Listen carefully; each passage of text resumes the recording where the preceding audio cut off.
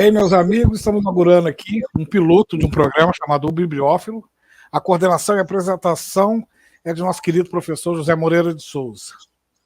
Esse programa ele é um programa que vai falar sobre livro, literatura, sobre a cultura da leitura, sobre todos os aspectos. Teremos entrevistas, teremos apresentações sobre obras, sobre tudo. Isso vai ficar a cargo do professor Moreira. Para quem conhece, sabe que é uma delícia ver ele falar e dialogar sobre esses temas tão variados e tão gostosos para a gente também.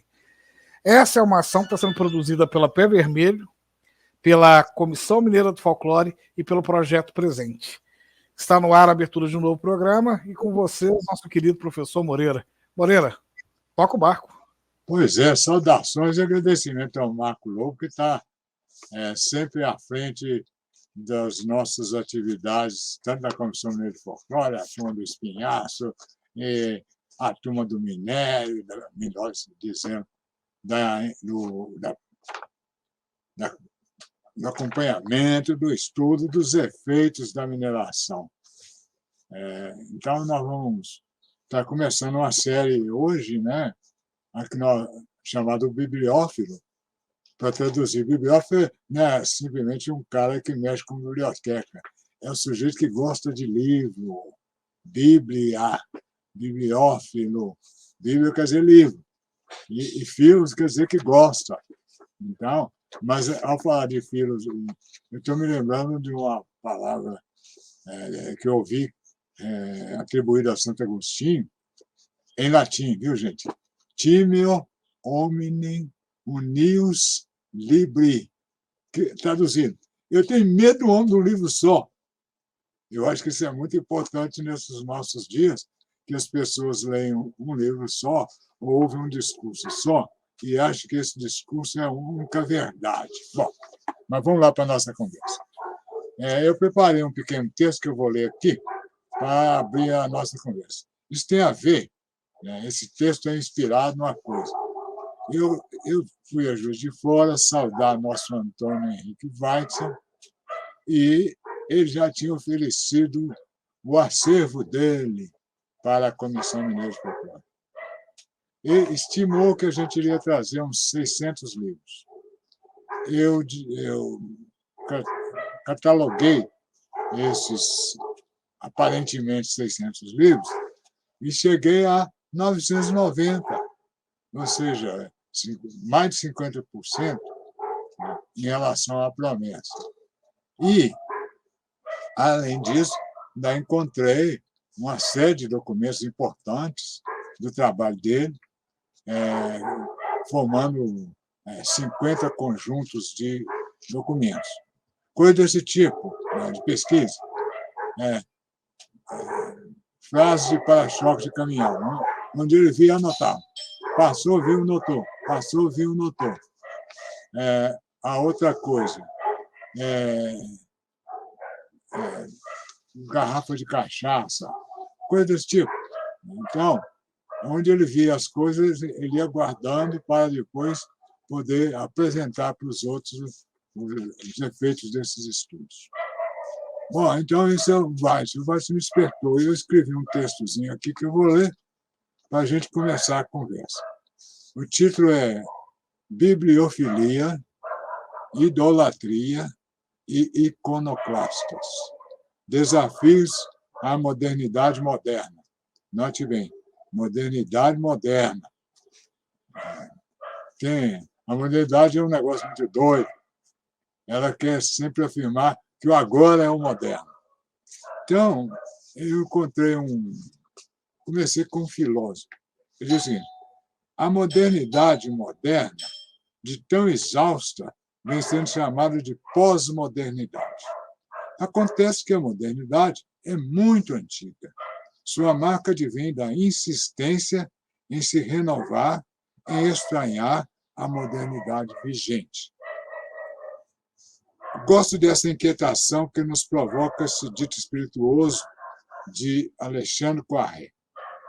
Alexandre Poiré é um filósofo que andou sendo muito lido.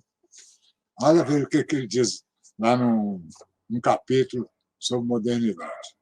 O termo moderno, entre aspas, tem, em geral, algum sentido, sempre se é moderno, em toda a época, desde o momento em que alguém pensa pouco mais ou menos que seus contemporâneos e de uma forma um pouco distinta de seus mestres. Ou seja, você pensou diferente dos contemporâneos, pensou, né, de uma forma um pouco distinta, não de a palavra, um pouco distinta de seus mestres. Nesse momento, a modernidade me atrai. Nossa Comissão Mineira de Folclore recebeu como dádiva presente um acervo de 990 livros e 50 documentos de fundamentação de estudo de nosso Antônio Henrique Weitzel. Coisa insólita. Weitzel celebrou 90 anos no dia 22 de abril de 2022 e decidiu duas coisas: presentear os amigos com uma obra inédita de seus estudos, Folcmedicina, a medicina do povo. Tendo em vista sua preparação, esse presente é muito bom, para celebrar também o centenário no ano próximo de 2032. Recolheu todo o seu acervo de fundamentação de pesquisa em folclore e doou como presente dos 90 anos ao acervo do Centro de Celebração de Minas da Comissão Mineira de Folclore. Veio-me a ideia de apresentá-lo ao público ao longo da catalogação de cada uma dessas obras e contemplar de soslaio percursos de autores que nos trouxeram reflexões sobre 40 mil anos de arte moderna. O presente do fazedor de machados, os dois gumes da história da cultura humana, e as revelações e desafios da invenção da pedra lascada, a pedra polida, dos dolmens e menires, para me fixar apenas na escrita pictórica, ideográfica, hieróglifos, escrita cuneiforme, papiros, pergaminhos e incunábulos. Bobagem minha. São os incunábulos que nos interessam nessa modernidade, nesse mundo da cópia. Nossa conversa sobre acervo, doado por nosso Antônio Henrique Weitzel, vai nos levar ao amor aos livros, bibliofilia e, curiosamente, à modernidade reinante da idolatria, de volta ao mundo das imagens, a realidade narrada em traços e monumentos. Bom, essa introdução ficou mal lida, porque tem gente me gritando no portão e eu não estou gostando dessa brincadeira. Bom, então vamos começar com o acervo do Weitzel.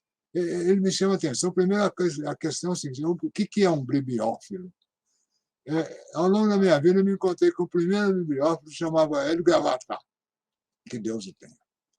Ele viveu muitos anos no Arquivo Público Mineiro e ele tinha a mania de pegar livro por livro, ler e fichar. Aí, na casa dele, a garagem virou um amontoado de fichas. E todo mundo que precisasse fazer alguma pesquisa procurava o Hélio Gravatar e ele pacientemente pesquisava no seu fichário e oferecia para o possível pesquisador, possível estudioso, um caderno. A Fundação João Pinheiro depois publicou isso em 2 volumes, algumas das fichas do Hélio Gravatar. Ele foi um dos grandes aliados do Afonso Ávila, e os dois fundaram a revista do Barroco. Bom, então isso me encantou. Então, quando eu comecei a olhar para outras coisas, eu vi que havia outras pessoas que se projetaram nisso. Quando eu recebo 990 livros do nosso Antônio Henrique Weitzel, eu falei, nossa, isso é que se chama bibliófilo. É a pessoa ter livro, gostar de livro, colecionar livro e estar pronto para disseminar o saber contido nos livros. Ele não é o homem de um livro só. São muitos livros, porque o mundo é diverso. E para a gente contemplar esse mundo, nós não vamos pensar que cada autor viu o mundo todo. Isso me lembra exatamente a lenda dos cegos e o elefante, do Mabatahan, que nós já combinamos com a nossa edileira da gente estar fazendo uma brochurazinha para as crianças na escola, para estarem vendo exatamente isso, esse saber seccionado. Mas nós, leitores, é que vamos juntar esses saberes e vamos juntar. O folclore não se resume no folclore. A etnografia e a etnologia não se resume na etnologia. Não existe um saber pronto e completo, bonitinho, entregue a gente, e aí a gente viu o mundo inteiro. Então, o bibliófilo é aquele que vai buscar nos livros, vai buscar nos registros gráficos, iconográficos e por aí afora, vai buscar fontes para a construção de um saber mais amplo, de um saber que articule a diversidade de viver no mundo. Nós ficamos vendo, por exemplo, diz que a língua portuguesa tem alguma coisa com 500 mil palavras, 500 mil vocábulos. Será que é isso mesmo? E será que nós somos donos desse dicionário? Então, essa é uma chamada muito divertida para a gente estar conversando com autores. E, no caso, nesse primeiro momento, nós vamos comentar um pouco sobre a obra, o acervo do nosso Antônio Henrique Vaz. Eu disse que ele celebrou 90 anos, mas ele tem outras obras lá ainda para ser lançadas. E eu estou imaginando que ele está realmente preparando o mundo dele para o centenário. No centenário, ele vai estar publicando mais uma obra. Mas vamos lá. Vejam bem, vamos aí da esquerda para a direita, de quem está vendo. Tem aí o Imbelone, né? Conceito e Praxis de Folclore como Ciência. Essa obra é de 1940 e alguma coisa, 44, eu acho. Essa obra é muito interessante, porque poucas pessoas têm acesso a essa obra. Ela é muito pouco falada. Nós tivemos que é Conceito e Praxis de Folclore como Ciência. Foi publicada em Buenos Aires, em 1944, e quem se louva muito de ter tido acesso a essa obra é o Romeu Sabará. Então, ela está disponível para as pessoas, sem precisar de favores, poder ter acesso ao Imbelone. A gente tem algumas obras importantes publicadas na Argentina sobre folclore, e essa do Imbelone é a menos conhecida. Agora, essa do meio aí, o acervo do Weitzel tem praticamente todas as obras do Camilo Cascudo. E essa daí é uma interessante, esse Meleagro. Né? Então, eu estou fazendo questão de apresentar nesse formato, porque o que me consta ela não foi reeditada ainda. Essa é uma edição dos anos 50, e é uma obra extremamente interessante que vai mexer, né, com... Nós tivemos, esse agro vai permitir a gente imaginar que nós estamos pelo caminho da atividade rural, né? Agricultura, e tudo aquilo que tem a ver com a vida agrícola. Mas não é só isso, não. Né? Nós vamos ter uma série de chamadas aí para o imaginário popular, as práticas populares, né? No trabalho do Camilo Cascudo. Agora, seguindo mais, essa vermelhinha aqui, essa terceira ao lado. Essa obra é muito interessante. Veja bem, o autor se chama Paulo de Carvalho Neto. Então, bom, esse é um brasileiro. Eu falo, diabo, o cara está escrevendo em espanhol, concepto de folclore. Né? E nós embaixo assim, editorial Livraria Monteiro Lobato. Isso leva a gente a confundir. O cara é brasileiro, a livraria editora é Livraria Monteiro Lobato, mas o título está em espanhol. A Alcaceaba é muito interessante, porque o que é tal? Trata-se de um brasileiro que está publicando uma obra no Uruguai. E nessa obra ele vai relatar que ela resulta de um trabalho que ele desenvolveu no Paraguai. Então, ele está, a partir do Brasil, ele é catedrático, etc. E tal, a partir do Brasil, ele está disseminando o estudo do folclore nos países latinos, Paraguai e Uruguai, especialmente. Mas tem mais.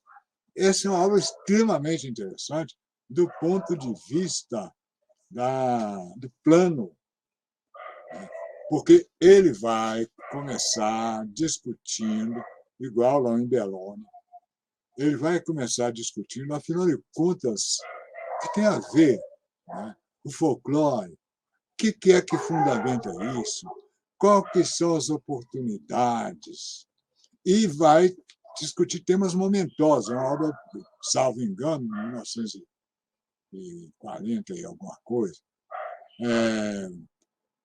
Ele, então, vai nos... Ela é uma obra instigante. E mais, né?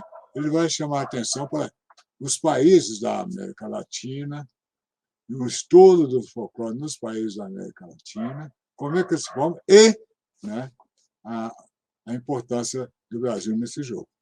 É claro, nós vamos ter alguns autores preferidos para fundamentar o estudo dele. Um deles vai ser o João Ribeiro, Lobisomem, Assombração e Realidade. Essa eu mencionei aí mais pelo meu interesse. Então, por isso, agora eu vou para a seguinte, que é do Renato Almeida. O Renato Almeida é um autor, né? Ele é fundador da Comissão Nacional do Folclore. Ele está na Semana de Arte Moderna. Ele publicou o Fausto exatamente 2 meses após a Semana de Arte Moderna. É claro que ele queria que fosse uma Semana de Arte Moderna. E eu estou pondo essa obra aí, não outra, do Renato Almeida, Vivência e Projeção do Folclore, porque essa obra ela já estava praticamente pronta quando o nosso Antônio Henrique Weitzel fez o primeiro curso de folclore dele, com Renato Almeida, no ano de 1943. Então, essa Vivência e Projeção do Folclore é uma obra importante, porque vai dar essa relação, né, entre o autor Renato Almeida e o autor em formação para a área do folclore, nosso Antônio Henrique Weitzel. Essa obra é muito interessante, é claro, as obras do Renato Almeida são muito interessantes, mas note bem, Vivência e Projeção do Folclore. Esse é o título. Pois, logo em seguida, ele vai publicar Inteligência do Folclore, um manual de coleta folclórica, etc. Mas essa é uma das obras mais onde Renato coloca as suas considerações principais sobre o que ele entende, o que ele acha que deve ser bem disseminado a respeito do folclore. Por último, eu selecionei aqui um conjunto de revistas. Nessa revista, note bem que de um lado estava o Lobisomem, do outro lado está aqui, Deus e o Diabo, na literatura de cordel. É uma edição especial da revista Vozes. A Vozes dedicou várias edições à questão do folclore. Essa é uma delas. Mas, prosseguindo, nós temos aqui uma outra coleção que é muito interessante, que é uma coleção de revistas de folclore da Comissão Paulista de Folclore.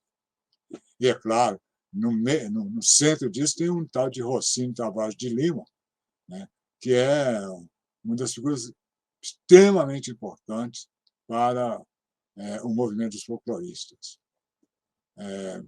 note bem, quer dizer, nós estamos aqui com edições de 1952 e 1953. Eu imagino que estava se aquecendo para o Congresso Internacional de Folclore que se realizaria, né, no quarto centenário da cidade de São Paulo. Pode seguir com outras imagens, só para a gente. Bom, então veja bem, nós temos aqui algumas obras também, Gustavo Barroso, através do folclore, dos folclores.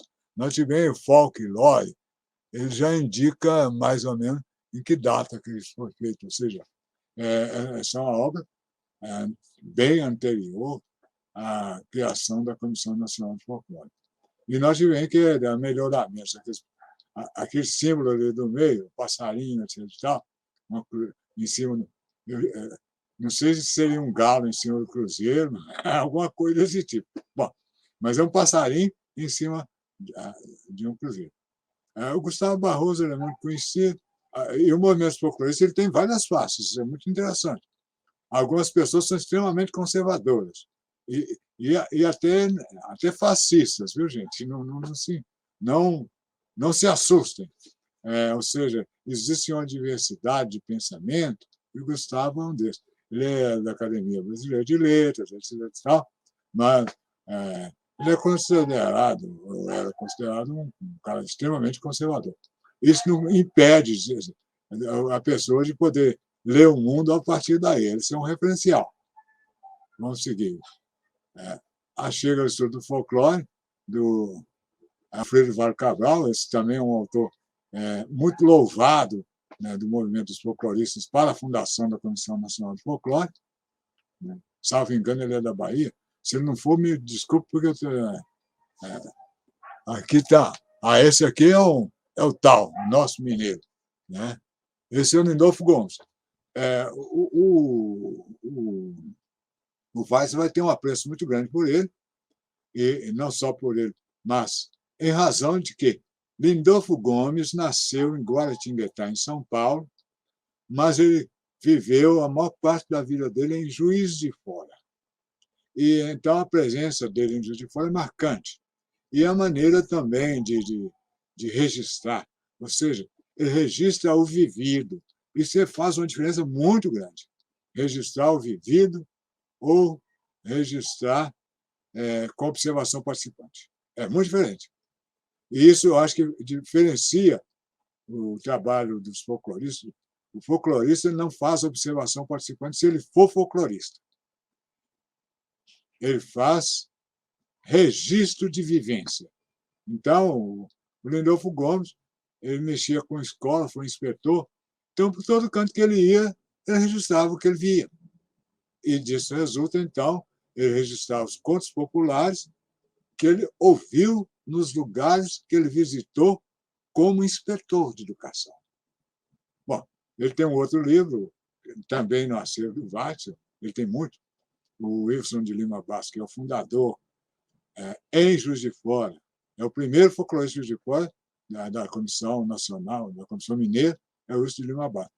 Ele criou lá um centro de estudos sociológicos que era exclusivamente voltado para, exclusivamente não, predominantemente voltado para o estudo folclórico. Essa obra do meio aí é apenas para exemplificar, né, as curiosidades do acervo do Watson. Nós tivemos Fedro Le Favole, com note de Saviores Tilton. Bom, consequentemente está em italiano. Eu leio mal italiano, mas é por aí mesmo. Tá? Então, Scrittori Latini commentate per le scuole, sei lá, o nome do homem que está apagado aí. Mas, então, essas são essas fábulas de Fedro, né? Em italiano, selecionadas, é claro. Apontamento de folclore é um trabalho do Frederico Edelweiss. É só para mostrar que uma certa presença, uma produção, né, de estudos folclóricos em Juiz de Fora. E também o que esse aí agora é só para finalizar a nossa conversa de hoje, não vamos prosseguir, o Foco Medicina, que é a obra que o Weiss resolveu editar para os amigos, comemorando os 90 anos dele, e doando uma parte para a Comissão Mineira de Folclore fazer fundo. Então, esse Foco Medicina, só pode conseguir com a segunda capa dela. Mostra a segunda capa do Foco aí. Então, essa segunda capa mostra o que é. Né? Então, aqui, ó. Este livro é o resultado de várias pesquisas do autor folclorista sobre o mundo mágico, religioso, etc. É uma edição comemorativa dos 90 anos do autor, 1932-2022, e os 57 anos de membro da Comissão Mineira de Folclore. Note bem, isso é muito interessante, hein? Ele celebra os 90 anos dele, né, pensando, né, no percurso de vida e no percurso de estudioso de folclore na Comissão Mineira de Folclore. Bom, eu gosto muito disso, eu me sinto emocionado quando vejo isso. E aí, só para terminar, nós lá, né? O Weiss fortão, bonito, né? Ao lado das 3 filhas. Cristina, Edith, vai me faltar o nome de todas. E esse foi o dia da festa. Essa é a lembrança que nós levamos para ele, né? Um bilhete da turma da comissão saudando o Weiss. Nós vamos continuar essa conversa falando que o bibliófilo, mais uma vez, é aquele sujeito que não apenas lê, mas gosta. Eu sinto que, e eu tenho insistido, a Comissão Mineira de Folclore, o movimento dos folcloristas, né, tem como missão criar uma tradição de leitura. Porque, ao pensar em povo, a leitura era reservada exclusivamente para a elite. E o povo ficava só por conta de cumprir aquilo que a elite lhe passava. E, consequentemente, daí a oralidade, o elogio à oralidade. Porém, né, a partir do momento que todo mundo aprende a escrever e a ler, né, o ler passa a ser deve ser uma tradição. Deve ter processos tradicionais. E com essa meta de ler ser um processo tradicional, acaba com essa historinha, né, de que só é sábio quem lê. Todos nós passamos a ser sábios. E isso, note bem, nós já insistimos nisso no início das conversas sobre o que dão sentido ao movimento dos folcloristas. Ou seja, um autor lembrando que é necessário ter um povo burro. Isso é muito sério. Então, se nós insistirmos na tradição da leitura, ou seja, bibliófilos, aqueles que gostem de livro, e não simplesmente sofram por ler. Você imaginou uma escola em que todos os meninos gostam de ler? Essa seria a novidade. E será a novidade. É muito interessante isso. Porque é só a gente ver a edição e só a gente ver a biblioteca. Uma editora, quando foi publicar um livro meu, me alertou para o seguinte: as bibliotecas não compram livros. Isso é muito sério. Bom, isso fica para a próxima conversa. Agradeço o Marco Lobo de ter sustentando esse nosso momento. E, é claro, grandes louvores ao nosso querido Antônio Henrique Watzel pelos seus 90 anos e a sua preparação para o centenário. Um abraço.